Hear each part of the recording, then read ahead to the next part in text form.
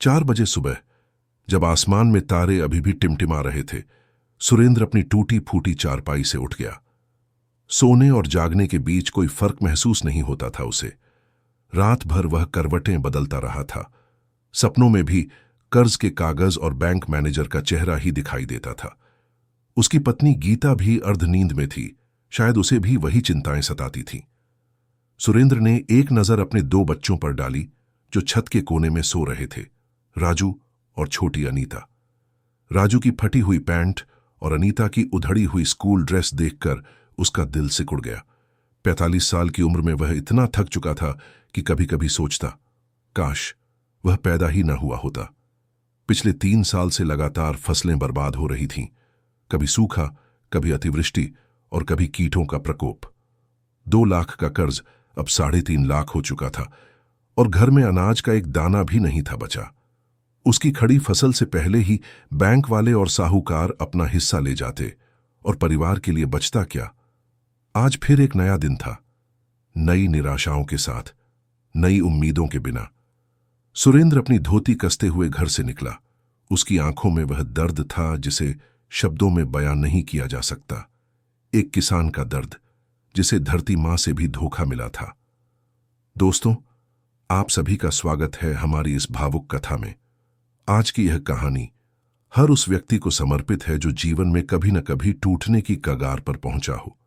शुरू करने से पहले कृपया हमें बताएं कि आप कहां से हमारा यह वीडियो देख रहे हैं, और अगर आपको यह कहानी छू रही है तो इस वीडियो को लाइक जरूर करें ताकि और अधिक लोगों तक यह संदेश पहुंच सके। साथ ही कमेंट बॉक्स में राधा स्वामी जी जरूर लिखें, जिससे आपका दिन मंगलमय हो। आइए अब आगे बढ़ते हैं इस अद्भुत साखी की ओर। गांव के बाहरी छोर पर स्थित अपने खेत की ओर चलते हुए सुरेंद्र ने ऊपर नजर उठाई। सूरज धीरे धीरे उगने लगा था। आसमान लाल नारंगी रंग से नहा रहा था। एक समय था जब यह सुबह का नजारा उसे ऊर्जा से भर देता था, उत्साह से भर देता था, लेकिन अब यह उसे सिर्फ दिन भर की थकान की याद दिलाता था। पिछले महीने वाला वही वाक्य उसके कानों में गूंज रहा था, सुरेंद्र भाई, इस बार भी किस्त नहीं भरी तो जमीन का नोटिस दे देंगे। यह वाक्य उसकी छाती पर हथौड़े की तरह बार बार चोट करता था। उसके पास न तो और कर्ज लेने का विकल्प था और न ही अपने बीमार बेटे के इलाज के पैसे जुटाने का कोई जरिया। वह जितना सोचता उतना ही उलझता जाता। खेत पर पहुंचकर सुरेंद्र ने अपनी हल की ओर देखा।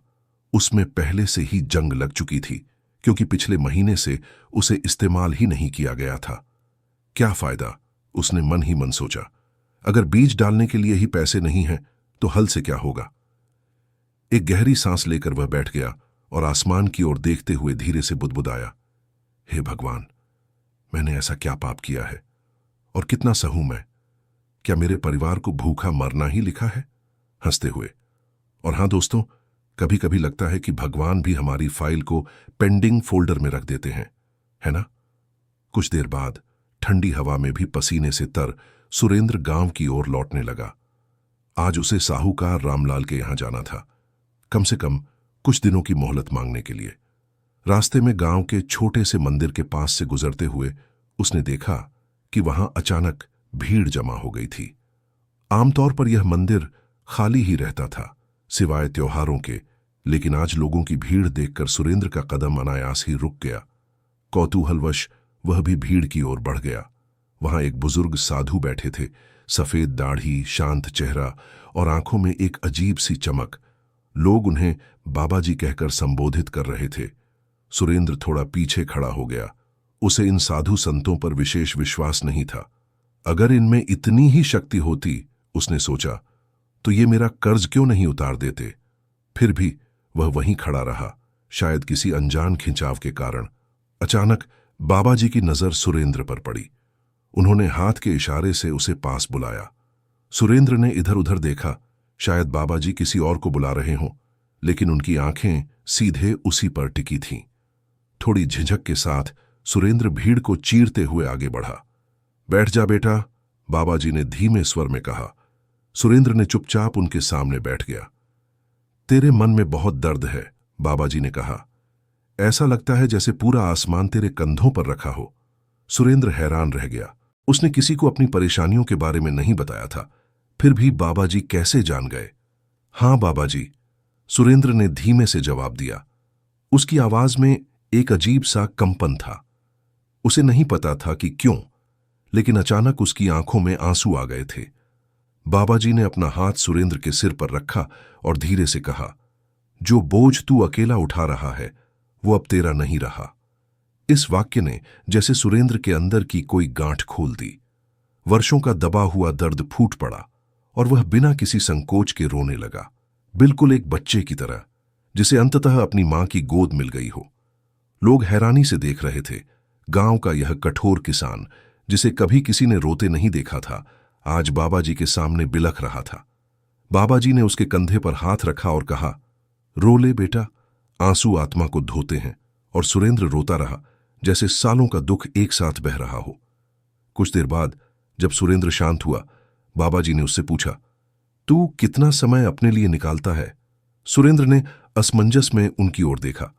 मतलब बाबा जी, मतलब तू दिन भर सबके लिए भागता है, अपनी जमीन के लिए, अपने परिवार के लिए, अपने कर्ज के लिए, लेकिन कभी अपने आप के लिए समय निकालता है, अपनी आत्मा की आवाज सुनने के लिए? सुरेंद्र के पास कोई जवाब नहीं था। वास्तव में उसने कभी इस तरह से सोचा ही नहीं था। बाबा जी मुस्कुराए और बोले, तू कल सुबह मेरे आश्रम आना, 2 दिन वहीं रुकना है तुझे। सुरेंद्र हकबका गया, लेकिन बाबा जी, मैं कैसे आ सकता हूं? खेत में बीज डालने हैं, बैंक की किस्त जमा करनी है, बच्चों का स्कूल। बाबा जी ने उसे टोकते हुए कहा, वे सब चिंताएं वहीं रहेंगी बेटा, 2 दिन में दुनिया कहीं नहीं जाएगी। लेकिन अगर तेरी आत्मा ही थक गई तो फिर दुनिया का क्या करेगा तू? ये बात सुरेंद्र के अंदर तक उतर गई। पहली बार उसे लगा कि शायद इन बाबा जी में कुछ तो था, कोई समझ, कोई विशेष दृष्टि जो उसे अपनी ओर खींच रही थी। अगले दिन सूरज निकलने से पहले ही सुरेंद्र ने अपनी पत्नी गीता को बताया कि वह 2 दिन के लिए बाबा जी के आश्रम जा रहा है। गीता ने पहले तो उसे समझाने की कोशिश की, इतने संकट में हम बाबा बाबा के चक्कर में कैसे पड़ सकते हैं, लेकिन सुरेंद्र के चेहरे पर एक अजीब सा निश्चय देखकर वह चुप हो गई। शायद उसे भी लगा कि इतने वर्षों के बाद पहली बार उसके पति की आंखों में कुछ उम्मीद दिखाई दे रही थी। ठीक है, जाओ, उसने कहा, लेकिन खाली हाथ मत आना। वे बाबा जी कुछ जानते हैं तो उनसे कुछ राह भी पूछ लेना। सुरेंद्र ने सहमति में सिर हिलाया और एक छोटी सी पोटली बांधकर आश्रम की ओर चल दिया। आश्रम गांव से थोड़ी दूर था, एक पहाड़ी के ढलान पर। वहां पहुंचकर सुरेंद्र हैरान रह गया। उसने सोचा था कि वहां एक भव्य इमारत होगी, लेकिन सामने एक साधारण सा आश्रम था।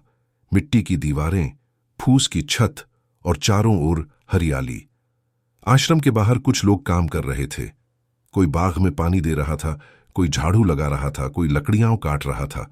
सभी के चेहरे पर एक अजीब सी शांति थी, जैसे वे काम नहीं, पूजा कर रहे हों, मुस्कुराते हुए।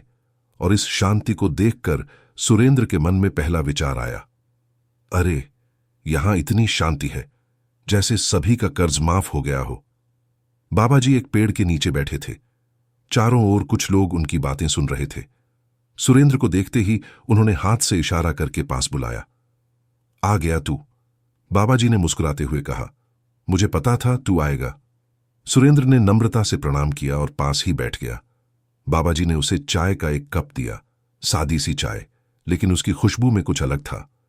सुरेंद्र ने एक घूंट भरा और महसूस किया कि जैसे गर्म चाय उसके पूरे शरीर में फैल गई हो, ताजगी भर रही हो।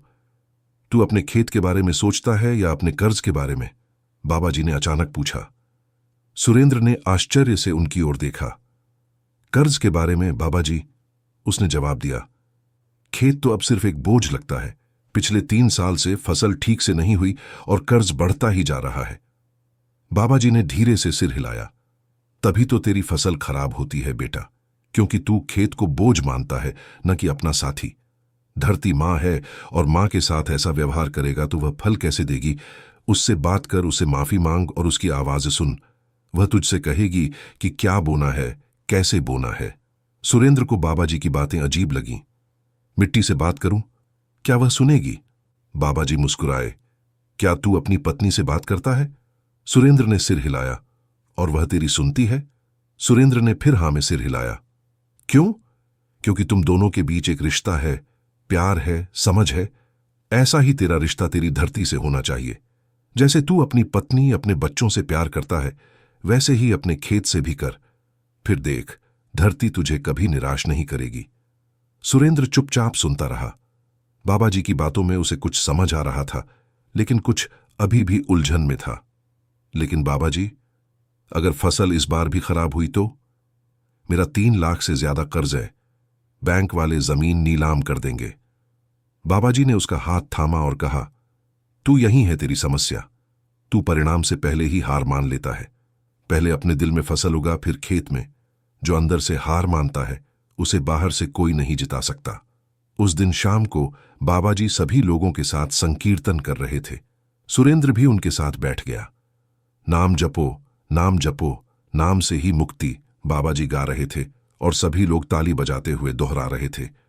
सुरेंद्र को संगीत का विशेष शौक नहीं था, लेकिन धीरे धीरे वह भी ताली बजाने लगा, फिर गुनगुनाने लगा और अंत में वह भी सबके साथ नाम जपो गा रहा था।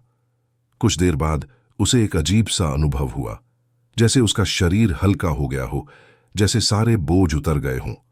उसकी आंखें बंद थीं और उसे ऐसा महसूस हो रहा था जैसे वह किसी ऊंचाई पर उड़ रहा हो, बिना किसी चिंता के, बिना किसी डर के।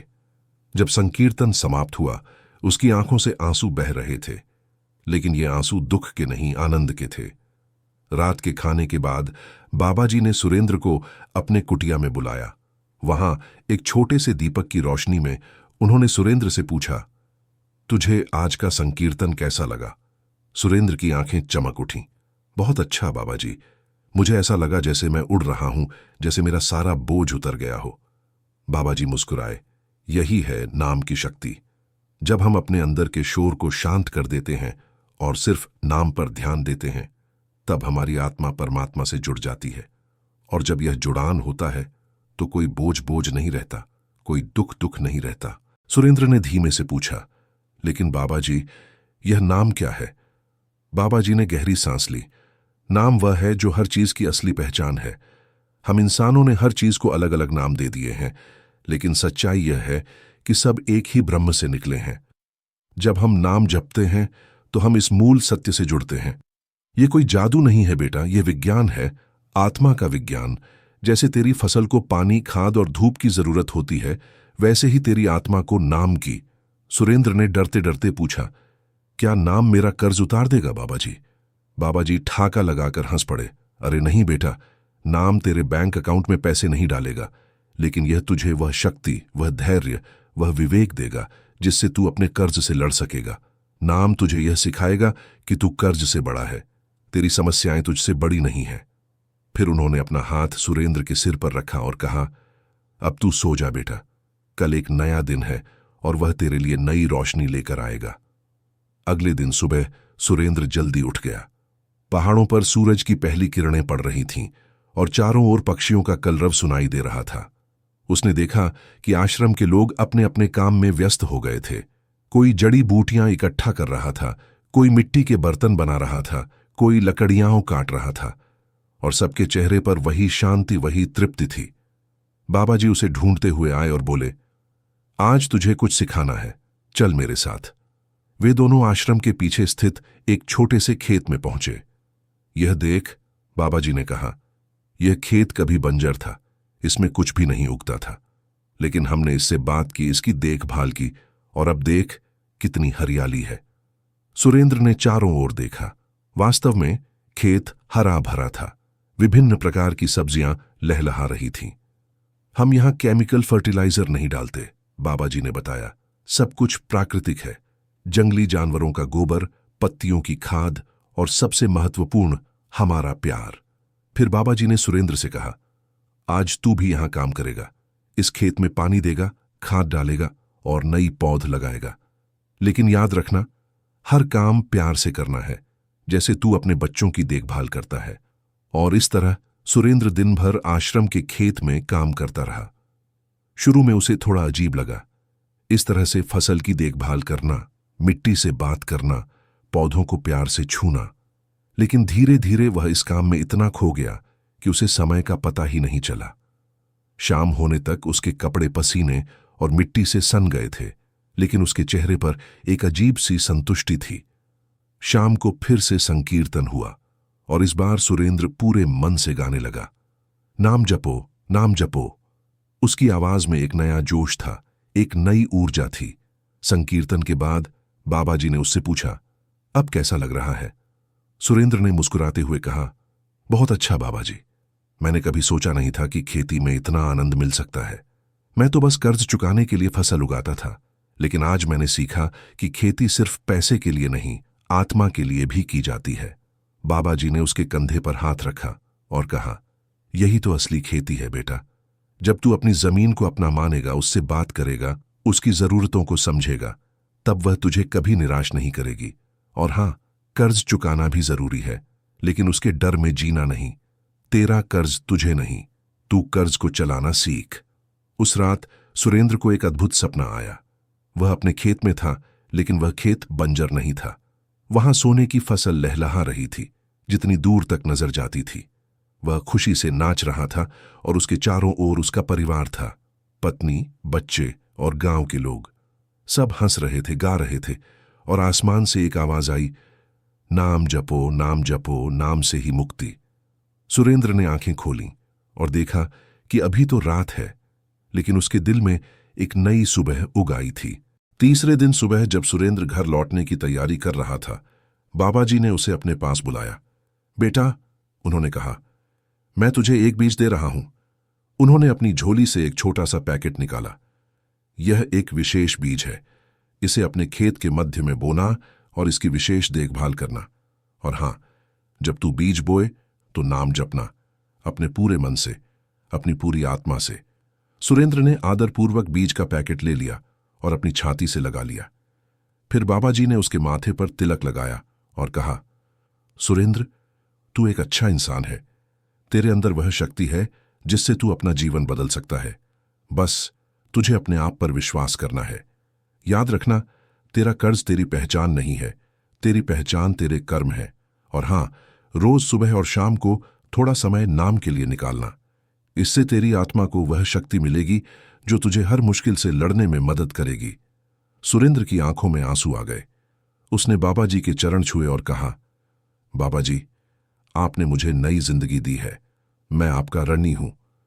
बाबा जी ने प्यार से उसके सिर पर हाथ फेरा और कहा, मैंने कुछ नहीं दिया बेटा, जो तेरे अंदर था उसे बस जगा दिया है। अब तू जा और अपने उजड़े खेत को फिर से हरा भरा बना। जब सुरेंद्र घर पहुंचा तो उसकी पत्नी गीता हैरान रह गई। उसके पति के चेहरे पर एक अजीब सी चमक थी जो पहले कभी नहीं देखी थी। क्या हुआ? उसने पूछा। बाबा जी ने क्या किया? क्या कर्ज माफ हो गया? सुरेंद्र मुस्कुराया। नहीं, कर्ज तो वही है, लेकिन अब मैं उससे डरता नहीं हूं। मुझे पता है कि मैं उससे लड़ सकता हूं, मैं उसे जीत सकता हूं। गीता को उसकी बातें समझ में नहीं आईं, लेकिन उसने देखा कि उसके पति में कुछ बदल गया है, एक नई ऊर्जा, एक नया दृढ़ संकल्प। अगले दिन सुबह सुरेंद्र अपने खेत पर गया।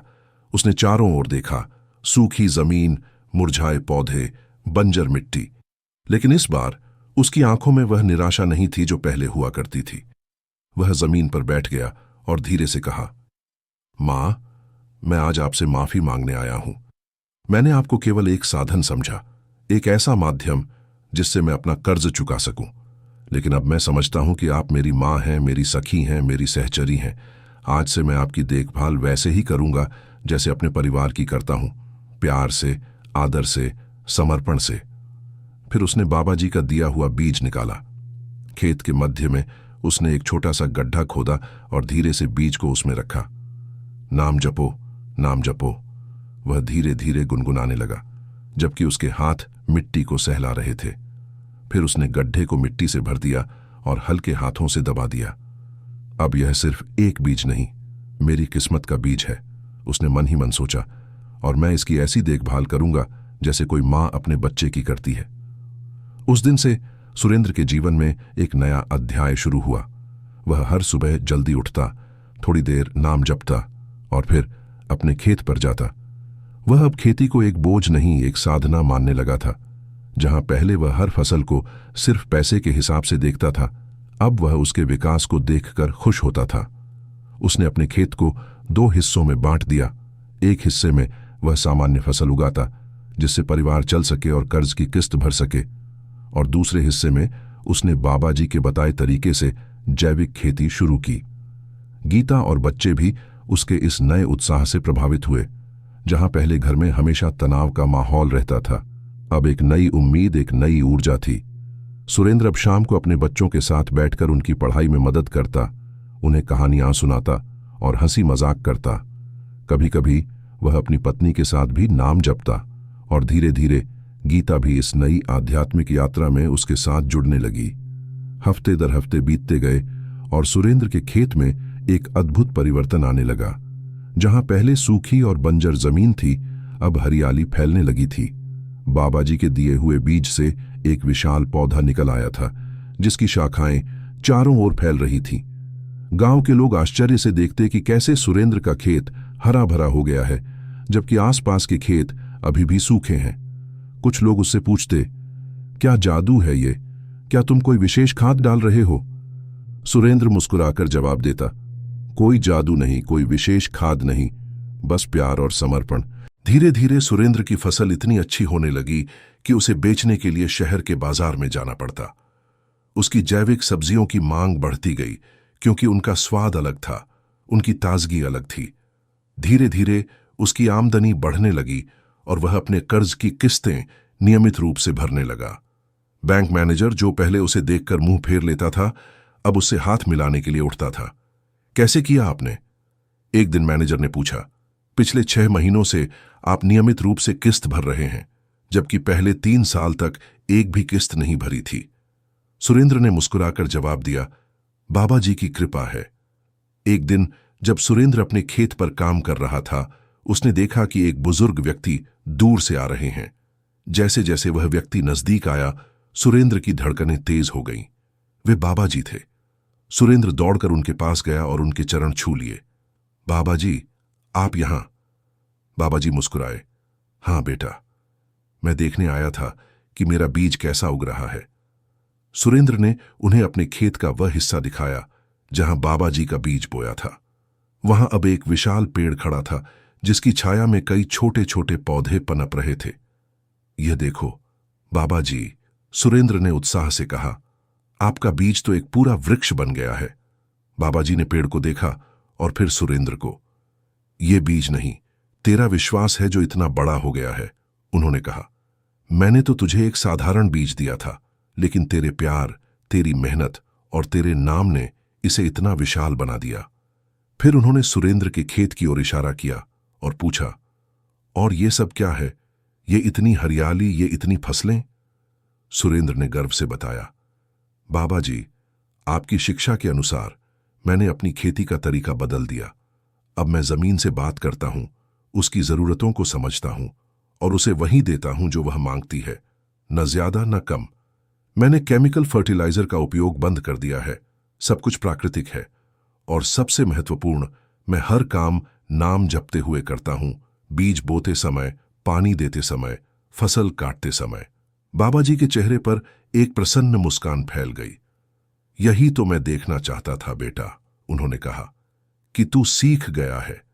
जब हम प्रकृति के साथ संवाद करते हैं, उसका सम्मान करते हैं, तो वह हमें 100 गुना लौटाती है। और नाम की शक्ति, वह तो अद्भुत है। यह हमारे अंदर की नकारात्मक ऊर्जा को सकारात्मक ऊर्जा में बदल देती है, जिससे हमारे आसपास का सब कुछ बदल जाता है। फिर बाबा जी सुरेंद्र के घर गए, जहां गीता और बच्चों ने उनका स्वागत किया। घर छोटा था, लेकिन अब वह साफ सुथरा था, व्यवस्थित था। गीता ने बाबा जी के लिए चाय बनाई और साथ में कुछ ताजा फल भी लाई, जो सुरेंद्र के खेत में ही उगे थे। बाबा जी ने देखा कि परिवार के चेहरे पर एक नई खुशी, एक नई शांति है। बच्चे अब स्कूल जाते थे, उनके पास नए कपड़े और किताबें थीं। गीता के चेहरे पर अब वह चिंता नहीं थी जो पहले हुआ करती थी। बाबा जी, गीता ने कहा, आपने हमारे जीवन को बदल दिया है। पहले हमारे घर में सिर्फ दुख और चिंता का वास था, लेकिन अब हर दिन एक नई उम्मीद, एक नई खुशी लेकर आता है। बाबा जी ने सिर हिलाया और कहा, बेटी, मैंने कुछ नहीं किया। यह सब तुम्हारे पति के परिश्रम और विश्वास का फल है। उसने सीख लिया है कि जीवन सिर्फ चिंताओं से नहीं, विश्वास से चलता है। शाम को जब बाबा जी जाने लगे, सुरेंद्र ने उनसे पूछा, बाबा जी, क्या मैं कभी अपना सारा कर्ज चुका पाऊंगा? बाबा जी ने मुस्कुराकर कहा, निश्चित रूप से बेटा, जिस गति से तू आगे बढ़ रहा है, 2-3 साल में तेरा सारा कर्ज खत्म हो जाएगा। लेकिन याद रखना, जीवन में सबसे बड़ा कर्ज वह नहीं है जो बैंक का है, बल्कि वह है जो हमारी अपनी आत्मा का है, जीवन के प्रति, प्रकृति के प्रति और परमात्मा के प्रति। और तू इस कर्ज को चुकाने की राह पर है। उन्होंने फिर सुरेंद्र के माथे पर तिलक लगाया और कहा, मैं जाता हूं, लेकिन तू नाम की साधना जारी रखना, और हां, अपने ज्ञान को दूसरों के साथ बांटना। जो तूने सीखा है उसे अन्य किसानों को भी सिखाना, ताकि पूरा गांव फिर से हरा भरा हो जाए। सुरेंद्र ने आंखों में आंसू भरकर हां में सिर हिलाया। बाबा जी के जाने के बाद सुरेंद्र ने उनकी शिक्षाओं को और भी गंभीरता से अपनाया। वह अब न सिर्फ अपने खेत की देखभाल करता, बल्कि गांव के अन्य किसानों को भी सिखाता कि कैसे जैविक खेती करें, कैसे प्राकृतिक संसाधनों का उपयोग करें, और सबसे महत्वपूर्ण, कैसे जमीन से प्यार करें। धीरे धीरे गांव का नक्शा ही बदल गया। जहां पहले सूखे खेत थे, अब हरियाली फैल गई थी। लोग अब सुरेंद्र को गुरु भाई कहकर बुलाने लगे थे। 2 साल बीत गए और एक दिन सुरेंद्र ने अपनी आखिरी किस्त भी चुका दी। वह कर्ज मुक्त हो गया था। उस दिन उसने अपने परिवार और गांव के लोगों के लिए एक छोटा सा भंडारा रखा और सबको बाबा जी की शिक्षाओं के बारे में बताया। मेरा कर्ज सिर्फ इसलिए नहीं उतरा क्योंकि मेरी फसल अच्छी हुई, उसने कहा, बल्कि इसलिए उतरा क्योंकि मैंने खुद को कर्ज से बड़ा मानना सीख लिया। जब तक हम अपनी समस्याओं से हार मानते रहेंगे, तब तक वे हम पर हावी रहेंगी, लेकिन जब हम उनसे बड़े हो जाते हैं तो वे छोटी हो जाती हैं। उसी दिन शाम को जब सुरेंद्र अपने खेत पर था, उसे दूर से एक परिचित आकृति दिखाई दी। उसका दिल धड़क उठा। वे बाबा जी थे। सुरेंद्र दौड़कर उनके पास गया और उनके चरण छू लिए। बाबा जी, आप फिर आए? बाबा जी मुस्कुराए।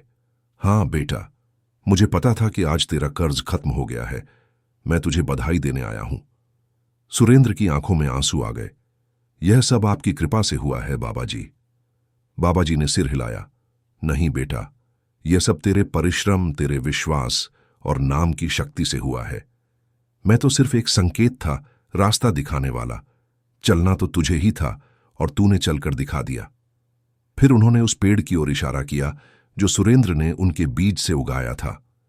पेड़ अब इतना विशाल हो गया था कि उसकी छाया में पूरा परिवार आराम से बैठ सकता था। देख, बाबा जी ने कहा, यह पेड़ अब सिर्फ तेरा नहीं, पूरे गांव का है। इसकी छाया में सबको आराम मिलता है। इसके फल सबको खाने को मिलते हैं।